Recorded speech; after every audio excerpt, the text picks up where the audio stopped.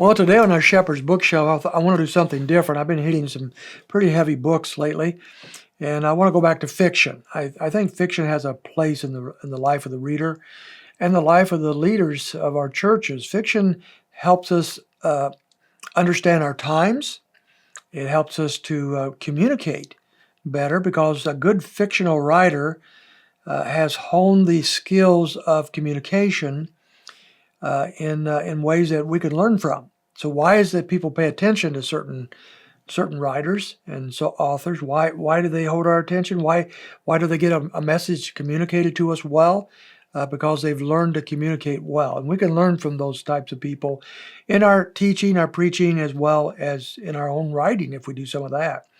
So I'm going to look at some fiction with you today, and when I think of fiction, I don't read a lot of fiction of the modern genre. I read a few things recently of that nature, but most of the time I want to go back to things that have stood the test of time, sometimes to the classics, and those have a place. But I'm going to look at the more recent past, books that have shaped the thinking, the spirit of the age to some degree in our American society today. And so I'm going to look at some books that I read probably in high school and college, and are rereading right now because the philosophies coming from these authors and these books have impacted a lot of people, and a lot of people are thinking about them. So I think, first of all, of the two books that came out back in the day called, one is Brave New World by Huxley, and the other was 1984. Those two books took different views about the future. 1984 had the idea, and also Animal House, that was written by Orwell. Both of them, they are books that saw the future as being under the dictatorship of a tyrant, some kind of the Big Brother. We've all heard that term, Big Brother, and that comes from 1984. So Big Brother would be over us. He would control everything about our lives, and if we disagreed, if we went against Big Brother, it would be costly. We would probably pay for it with our lives and so forth. So these dictatorships, these tyrants and so forth, there was a concern of Orwell that would be our future. And in some parts of the world that has been true, such as the communistic worlds. But the other option was by Brave New World by Huxley. Huxley viewed the idea that we would not be under the thumb of a dictator, but simply we won't care, that we would soothe our thoughts and our problems with drugs and sex and so forth. And that probably has taken shape more in the Western world than by far the 1984, at least at this point. Big Brother's not telling us what to do on everything, although there's always those parts. But the problem is many people today simply don't care. They're willing to live a life where they don't think, and where they live by their own feelings and their own experiences, and they're willing to live by addiction to drugs and alcohol and enslavement, Scripture would call that, to those types of things.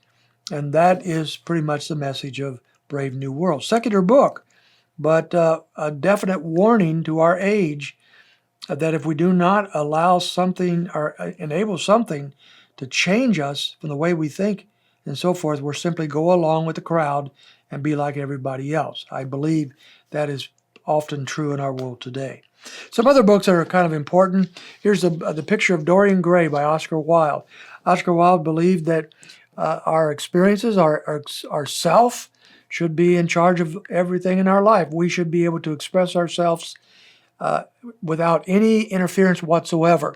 He lived that life. He wrote this book to express some of that.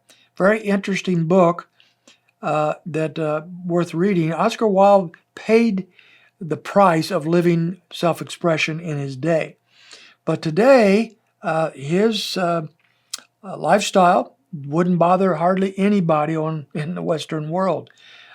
He was an avowed homosexual who went to prison because it was a crime to be a homosexual in that day. Today, that doesn't bother over 70% of Americans. Over 70% of Americans see no problem between same-sex relationships in that way. The world has changed. This book points out what would come, I think. Self-expression, worth reading.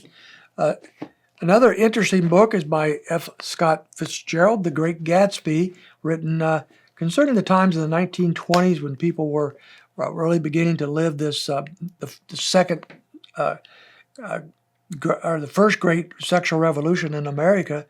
And this is a time of just wild living, but especially by the wealthy.